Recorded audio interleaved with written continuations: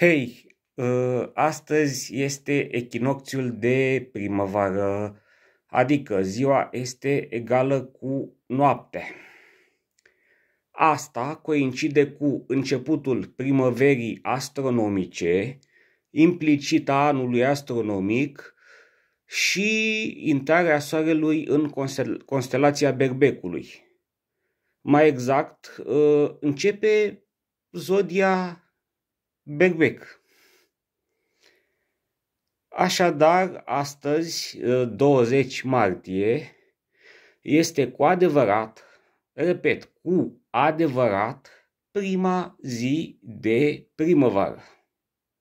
Se observă asta și la vremea de afară, atât la cea de azi, cât și la cea de zilele următoare. Și ce să vă mai zic, este un nou început.